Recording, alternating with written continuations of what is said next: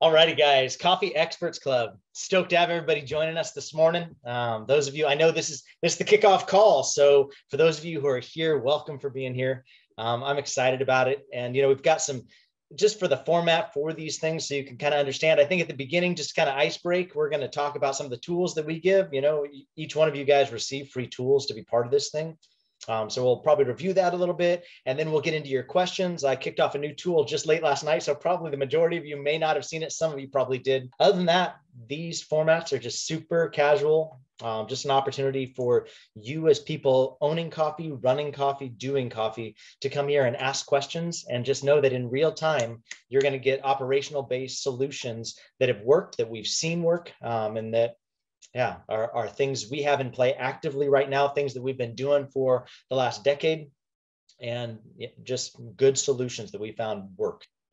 Opening a new location. And I'll tell you what, anybody that's opened anything knows this is how you feel. What we are trying to do is address the pain points of, okay, so many details running in your brain. I know Tasha, you and I've talked about, but you wake up and it's like your brain is so full, like so many different details, so many different things you're working through. What should you be attacking? What should you be working on next? Obviously, it's the panic when you forget things, right? So it's not just things about like what's going on, but it's also the panic of what I forgot. For me, I always forget, and nobody tell this to Wes or any of other clients. I always forget health department. Like I feel like, and what I forget about health department is how freaking long they take to need to be booked out before they come. So like, I'm always like, oh yeah. Because you don't need to deal with it until the machines are in there, right? Nobody's gonna come and look at your spot until your machines are placed, but you better have asked them 6 weeks ahead before you think your machines are going to get placed. Otherwise, they're going to be like, yeah, sorry, we're real full. And you don't get your certificate of occupancy until the health department is signed off. So you could have your whole thing golden. You could have everything all set up only to realize, shit, I didn't follow through with the health department. Or even worse, you nudge them and they haven't gotten back to you, right? That's the other thing is it's like all the details in your brain, but what about the things you remembered?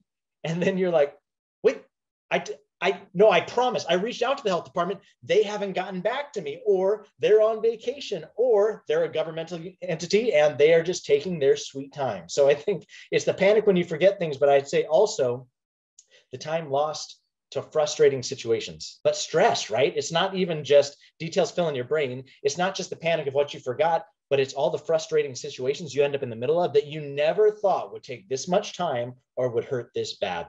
From all this stress, this tool was birthed, and it's the new location Smartsheet. What we did was we started that tool back in 2014, and then we just added to it. Every single new location we opened, it got more and more refined. And then we started using it for other coffee shops that we were opening and other coffee people that we were helping out. And it's, in all honesty, I mean, I don't want to break my arm patting myself on the back, but I feel like it's a pretty badass tool. I feel like it's something that really has helped us a lot. So I think most of you got it. It's free. If you didn't, it's just at the Collab team, new locations. And that's the free tool. It's just going to give you line by line. We're going to go through it today. That's the free tool that came with Coffee Experts. You can do multiple views, right? Because people like me love lists and spreadsheets.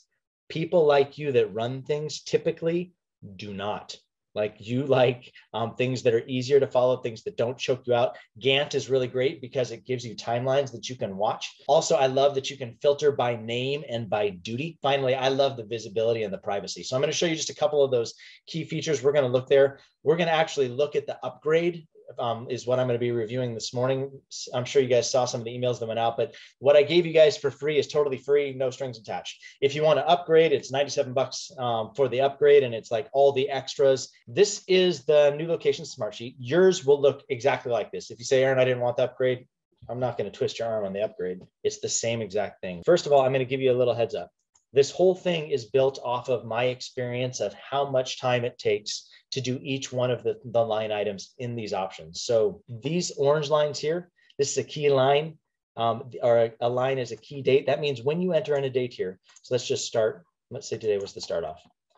It's going to populate everything south of the line, meaning it's going to give you the timelines that I think that it should take for you to start working on each one of these things. If it's yellow like this, that means it requires your attention this week. Don't ignore it. So once it moves to red, that means, hey, you're in overtime, start moving. And then you can just doctor these as you want to. So let's say I was 85% on this. And then once you check it off, it's going to line through things for you. And then it removes any alerts, so you don't need to worry about it. So this is also a key date. Let's say it doesn't take you from, your letter of intent going out in September all the way until your new location kicking off like 3 months later for the build to start. Like, let's say you can fast track that faster. No big deal. It's going to say, hey, you're about to break some stuff, but you don't need to worry about the breaking because it's already doctored to understand what you want when you break it. So then it resets all of the lines down below based on your new construction, because that's really when things kick off. You may look at this and say, Aaron, this feels a lot like Google Sheets. Why are you going complex with another platform or another tool? The reason I like it is because Gantt View, if you open this, what it does is next to all of your line items here, it will show you what you should be working on and what is connected to what as you go further down the line. It's going to move all those things down. These things are off the map because it's way out here, but you'll see it'll start tagging the stuff down below it in Gantt View as you come across it. It'll tell you when you need to start working on what. But I think that probably the best thing I love about this sheet is that, and the thing that I feel like separates it from Google Sheets, because there have been a lot of times I'm like, let's just dump Smartsheet, even though I have a paid version because I've got so many sheets in mine. But I thought, can I just get away with Google Sheets? I live in Google Sheets. Why would I want a whole nother platform I've got to deal with? The thing I think is the coolest about it are not only these attachments over here. So we're going to look at some of these this morning, is this notifications where you can set and ask for different pieces from different players. So let's say I've gone in here and let's say I give myself, this is Aaron's job. I can come in here, set up update request this. So in here, what I can do is I can ask Aaron, hey, I need you to go update this for me. And when I hit send, it sends out a form to my email address that says, hey, I just need you to update this one line. I don't want you to get involved in all my sheet. I don't want you to see all behind my business. I don't want you to be involved in everything I do. This is perfect for contractors where you're like, hey, I need an update. Hey, I need an update. I think all in all, those are the majority of the things that I love most about Smartsheets and why we chose this vehicle for that. But let's just talk about the tool itself. So this new locations is set up in 3 sections: pre-opening, preparation, grand opening, 4 sections, and the first weeks and months afterwards. Now you'll notice I've got 4:18 here, and we kicked things off at 9:06. So we're talking about, I would say from start to finish, I would hope that you can get through a new location in 6 or 7 months. Some people might say it takes a year. I think it depends on if the ground is prepped. I think is it a land lease? Are they building the whole building? Are they just going to retrofit some stuff out? But anyway, that's my opinion. So in the pre-opening phase, that starts out with the letter of intent and negotiating the lease. If you upgraded, then you'll get, I gave you like an LOI example for letter of intent and what you should be sending out when you're looking at a new location. I also gave you a template for a lease agreement also within that, because I think that those 2 things are key. Then secure funding, I have in there, maybe say, Aaron, funding's not a big deal. So, you cut yourself the time, just come in here and hit 100% complete and check them off. And then you start working with construction. So dependent on where you're at with your plans, I gave 2 months here, like I would say you can cut that down. Or if you have a set of plans, we got to a place at Roasters where we had standards, where this is going to be the general framework of what we're going to use. I know Lindsay, CJ, and I worked on standards for them as well. I mean, we've morphed standards through the years. We started with wanting containers. I think there are a couple of different things we've done, but I think that if you can come up with a place of standards, it cuts your time of working with architects, right? And that's the biggest thing, is how can you cut down on as much time as you possibly can, because there's some things that you can't cut down. Once you move to the bid process, and on these, I gave you guys a sample set of plans. I also gave you guys a bid process for the contractors. This is just what I use for a bid packet when you push out for an RFP, request for proposal. I think it's really nice when you push out the same bid packet to every single person. So you're looking at apples for apples. So you can see how much is this guy charging me to do site prep versus this guy who's doing site prep. And then you begin to identify within contractors who has specialties within their house. This guy says, actually, I do all the site prep for myself. I don't need to sub that out. So my price drops because all those infrastructure costs, I take that on, which is awesome. And then determine your project timeline. Once you've decided on who you're going to use, I'd say give them a month. Sometimes it takes some time for them to tell you how soon they're going to start, and then start laying on the gas. Like, do not give them room, and make sure they understand that you want them to turn it within a few months, they will come up with every sob story in the book of why it's not going to take this long. And I understand right now we're in a weird pinch because of supply chains and cost for construction, all those different things. But my greatest piece of advice I can give to you is hold them to a schedule. Do not let them start without giving you a schedule of when they're going to be done.